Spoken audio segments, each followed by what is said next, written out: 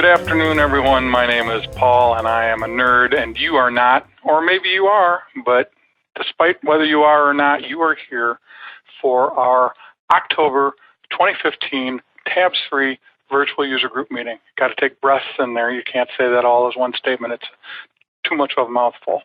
Today, Mary Jo and I are talking about the collection report. Mary Jo is going to take that topic in her ongoing series with dealing with all the different reports that are available in Tabs3. And I'm going to help her out by talking about the file list reports, the client list, transaction code list, all those lists of different things. And take it away, Mary Jo. Okay, so I'm going to cover, like Paul said, the collections report. And this is an AR report, an accounts receivable report, but it is one of my favorites if I need to start finding out who owes me money and who am I going to be calling to collect that money. So these are my overdue people. These are the people that have not been paying me, and I want to get that information. Now, you could use any of these other accounts receivable reports, but why I like the collections report is because it contains more information that you need when you're actually going to collect on this. You need to call them, you need to mail them a letter, whatever it is that you're doing. So let's look at this. So just like our other reports, we always have our first screen here, so we can narrow this down. We can say we want just a certain client range or timekeeper or frequency or active only or inactive. All of these same parameters that we have for any other report, we have here for the collections report. On the Options tab, again, this looks like our AR reports that we've done in the past that we've talked about already. We can still do a WIP cutoff date. We can include clients that are more than so many days old, which this is great for collections. You might only be, trying to collect for people that are over 90 days or maybe over 60 days or whatever that is. You can include and cut off, say, I only want to see these clients, that are more than so many days old. Or also how much they owe you. Do you want to just see those that have a past due amount of, $50 or more? Where is your cutoff that you're just going to write it off, and where is the ones that you still actively want to pursue to get payment? You can put that in there. And you can either the past due balance or the total balance, so either way.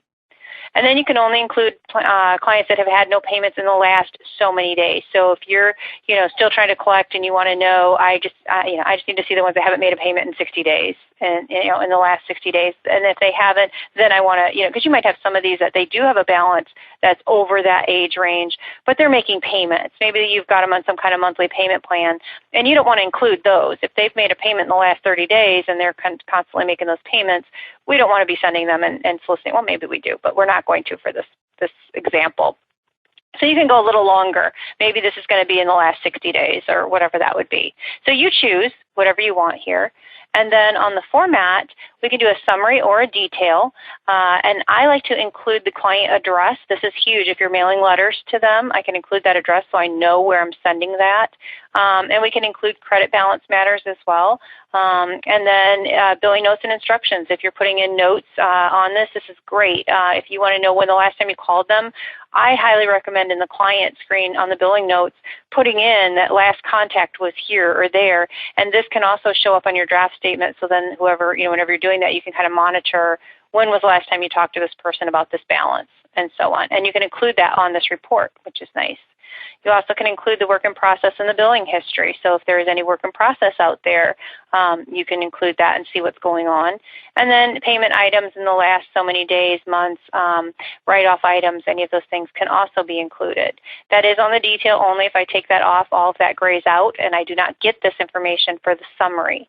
Now, we'll do this in summary and detail so you can see the differences, but for now, I'll leave the summary on there, and I'll include the address. And then on the sort tab, we have all of our same kind of a sort options that we have in our other reports, totals and grand totals. But on our secondary, we also have a balance to do and the last payment date that you could do a secondary order on. So, and you can do this by timekeeper. So if you wanted to run this by a certain timekeeper so they can see their clients that are outstanding, you can do that. And so I'm just going to run this and give us a quick preview. And so here I've got two that are showing up on my report. I have John Williams, and I get all of the contact information when I include that. So I get everything right here, so it's easy to call and find out what's going on or mail a letter. I get the last payment, if there was one, and then how old the average age is and what has been billed, And then even if there was anything that has been paid on that balance, I would see it. And then I would see the current amount due. This one down here had a payment on 10/26, and then they have paid that amount of that balance, and then on that day, and then this is their total they've paid so far on that balance. And then I can also see the percentage paid, and then the amount due, and then when that payment was, how old that payment was. So it was within 28 days. Okay, I have to interject here. This is exciting for me. This is kind of like Back to the Future Day that was last week, where the two characters in the DeLorean landed on a certain day. This is demo data, and the last payment was today. Okay, sorry, I'll go away now. Wow. Anyway, and then I can get my totals down here. So this was the summary view. So let's go back and let's do this with the detail view and just see just what else we can include here. So if I did have those billing notes, I don't know if these test clients have that, but we can do that. Oh, and you can also start each client on a new page if you needed to as well. I didn't mention that earlier, but that was there as well. So we'll preview this. And now you see I get a whole bunch more information in here with the detail. Not only do I get all the contact information, I get if they have a trust balance, I get all those billing notes. So here's a little note in there that has to do with how they're going to pay. And then I have the timekeepers listed. I have all of the statements and the statement numbers. I have what's been paid on those statement numbers. I have their work in process summary. So I can get a whole lot more information than I had on that other report. My days since the last payment, the last payment amount, all of that is still there. So this is huge. You have a whole bunch more if you need to track that as you're on the phone or as you're getting ready to mail a letter to them to get the whole story. That detail gives it to you. Now, it takes up a lot more pages, not in my case because I've only got 2, but if you have a lot of clients that you're collecting for, this report would obviously be longer. If you just need the down and dirty, how much do they owe you, and their contact information, the summary will work. So this is very helpful. I love this report for when we do collections. Not that I call any of you at all because you all pay your bill, of course, but if I had to, I could come in and do that report, and it works just great. So, Paul? Okay, awesome. Now mine's more boring. I'm sorry. Collections is a hot topic. It's probably why we have 26 people registered today. Mine is really the file lists. And you very infrequently will want this information, but when you do, it's important to know where to find it. These are basically the lists of all the different things you set up. What are the categories that we've set up? Who are the timekeepers? Timekeeper levels, timekeepers, billing frequencies, everything that is support material for the system. Now, I think we promised to also show how to do a client list, even though that's not in here. And so the client list is here, but all the other file lists are going to be right here in this. So let's take one of these and just kind of look at it. You don't get much detail in some of these. Here I'm printing a timekeeper level list. There's not much to sort by. There's not much of anything. So if we look at it, it's really just a list of the 9 available timekeeper levels and how they're set. Now some of these reports do give you a little bit more option. If we look at the timekeeper list, we can sort by number or initials, and we can include active only, and we can include overhead amounts. You may not know, I think it was in version 17, they allowed you, Mary Jo's shaking her head, no, one more back.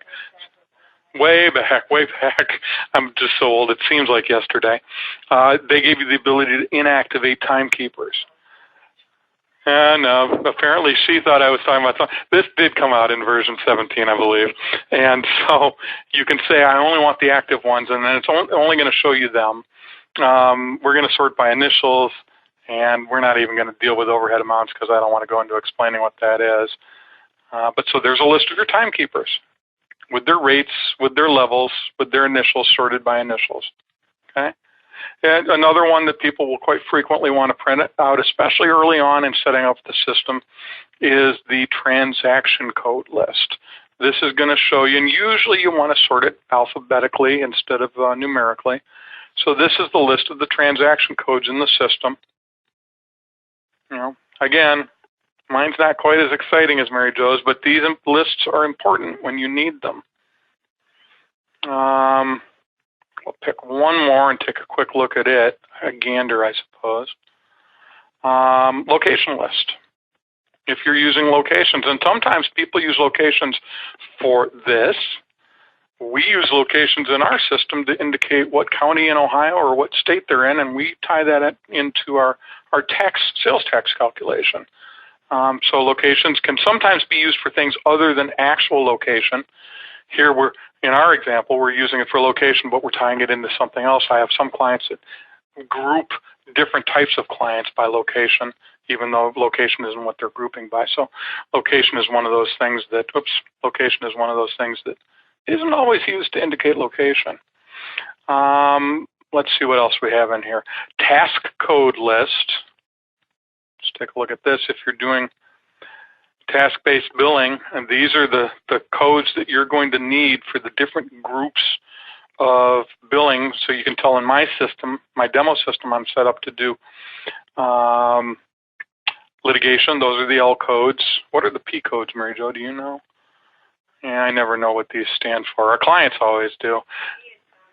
C is counseling. B is bankruptcy. I want to say that P is, let's go look and see if we can discern. No, not really exactly obvious. But anyways, these are the task codes grouped by their actual prefix. And so that's it. Not too much exciting going on here. Text macro list. This is, again, just like the transaction code list is one that people frequently will want to print out and keep by their computers. The macro list, these are your things that will show up within a description to allow you to expand upon that what's the word I'm looking for? The description within the text. So these macros can be used within the fee entry field, whereas any memo field, exactly, whereas the transaction codes are only used at the beginning of a memo field, and it's actually a separate field that you fill in. And anything else that's of interest, billing frequency list. This can sometimes be helpful. If you're doing billing on a quarterly basis, you're probably going to have to set up 3 different quarterly billing frequencies, one that starts on January, one that starts on February, one that starts on March. And so it's handy to be able to tell what all your billing frequencies mean. A lot of people don't even set these up. They just go with the ones that come with the system. But some of our larger clients that are doing all sorts of different, biannually billing and quarterly billing, and you end up with a lot of different billing frequencies to help you group those clients and be able to print their bills in separate batches. And so it's nice to be able to print that. And so that's really it. That's the file lists. As I said, good to know how to go in to get these. Good to know that you go into reports, but then go into the file lists menu icon to get to the sub menu. Good to also know that the one other file list that you'd want, the client file, is going to be here in the client reports. And but other than that, they're just lists. There's not a whole bunch of sorting options, not a whole bunch of grouping or different parameters that you can select. You're pretty much just telling it what order to sort, alphabetic or numeric. And I know that we've just got a few extra minutes, Paul, but a lot of times with those lists, people are asking a lot, well, where do I get the clients that are in those lists? We're just showing you just how to print the list themselves, but we'll go over that in a lot of these the client setup reports, things like that. I can't remember if we've went through those already. You kind of touched on it when you were talking about the collections report. This has a lot to do with, if you want a specific billing frequency or a specific location or a specific status, like whether it's task billed or not. So some of these, when you want a list of clients, and that's what I'm in right now, you can use those other things to narrow down that list. Good point. Yep. And Leanne tells me that we have a question or two. So Leanne, what do we got? First one was that I think on task codes, the P stands for project. Thank you. Just Perfect. a comment. Yep. Who told us that? Victor. Victor, thank you, Victor. And the second one is a question on the collections reports. Where does the last payment made pull the information? From WIP, updated statements? Where does it come from? Wherever that payment has been entered. It could still be in WIP. It wouldn't matter. If a payment is entered, it's a payment that's been entered. And it's going to take that date that payment was entered, and it's going to put that on there. So it does not have to be on a statement yet to show up on that report. It could be in WIP yet. Or it could be that it's been on a statement. It doesn't make any difference. That if it's in here and it's been entered, it will show up on there. If you go in, for instance, to the client ledger report, some people have noticed this. Most people have. I've got it maybe set to not print zero balance. Let's try this guy, see if he owes us any money. He does. Here we've got, we have no payments in here, but this report and Tabs as a whole will consider a WIP payment and a ledger payment to be the same thing. So even if a payment shows up as in WIP still, it'll still show up on the ledger, it'll still show up on that collection report. Tabs knows that WIP payments are payments, even though they haven't been applied to a statement or haven't shown up on a final bill yet, and so it doesn't. The collection report is not going to limit it there. Any more questions, Leanne? Not. Oh, wait, there is one. Hold on. Just popped up. Mary wants to know if one person does the AR portion of the billing and another does the past due, what is the best way to send past due amounts? It shouldn't matter who's doing what, because whatever they've entered, everybody sees that. If I'm understanding the question right, sure if you're entering information, no matter who's entering it, everybody would see that. Unless, I'm not sure if I'm getting the question there. So there's a follow up. We can try to answer it a little more, but it does go into the same place. So yeah, if same spot. If somebody's entering payments and somebody else is printing a list of AR, it still shows there. The two meet in the middle, if you will, and those payments, no matter, the only time they wouldn't meet is if, Susie has a stack of payments on her desk and she's entering them right now, and Mary's printing the collection report, not knowing that Susie hasn't finished entering the payments. But once Susie gets that payment into the system, it's going to show up everywhere. Okay, well, let's take a look real quick. Let's remind you that version 18 is into pre-release for anybody except credit card people, and for credit card people, and by that I mean people that accept credit cards through and process them through Tabs. And so you can go to www.tabs3.com/pre-release, just like that. No dash in pre-release like I always want to put in there. Just like this. Tabs3.com/pre-release. And when you do, it redirects you to this form software that collects your information, gives you some details about what's in the pre-release, what some of the exciting features of version 18 are, and gives you a place to fill in your information, and that gets submitted directly to the pre-release department at STI, and they usually are back to you within usually a matter of hours or so, because they want to get this pre-release into as many people's hands as possible. So if you'd like to get your hands on it, by all means, go there and fill that out and let them know. I do also want to point out that if you go to attorneycomputersystems.com, with that emphasis there on the S at the end of systems, you will get to our website where you can see all of our video content. For instance, if we go to videos and click on Tabs3 Virtual User Group Meetings, we will get to a place where we will see, here's the registration info for today's. In a matter of moments, Patty will change this, and it will be the November registration information. And then as you scroll down, you'll get to see pre-recorded versions of everything we've ever done. We've been taping these, the Tabs 3 ones at least, for, 4 or 5 years. So there's a lot of content here. Be sure to take advantage of it.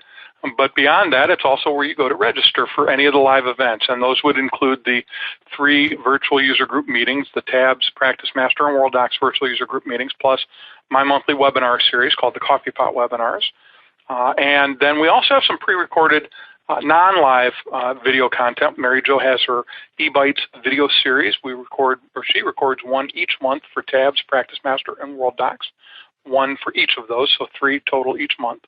And those are little short 3-4 minute videos that take a very granular topic and explain it. Something that you may not know, some little hidden nugget of information. And then we have the Paul and Mary Jo show, where Mary Jo and I both will take a bigger topic and explain it or go through it in great detail. These usually last about anywhere from 10 to 20 minutes. So be sure to take advantage of all that. Remember, you can also search for whatever it is you're looking for. If I type emailing, it pops up with, or actually better yet, if I type email, it pops up with all sorts of suggestions, or if I just hit enter, it takes me to a list of every video on our site that has something to do with emailing statements or email configuration within the contact screen or whatever it finds. So take advantage of all that. Remember, next month we are going to be talking about print vendor labels, something in accounts payable. Mary Jo is going to talk to you about how to do that, and you don't always have to print them. Sometimes you may be exporting them to send Christmas cards or to send a letter or send a request for a W-9 or whatever the case may be. And I'm going to be talking about conflict search within Tabs3 for those of you that don't use Practice Master to do that. So we will see you next month. Everybody have a good rest of the month and a good rest of the day. Bye-bye.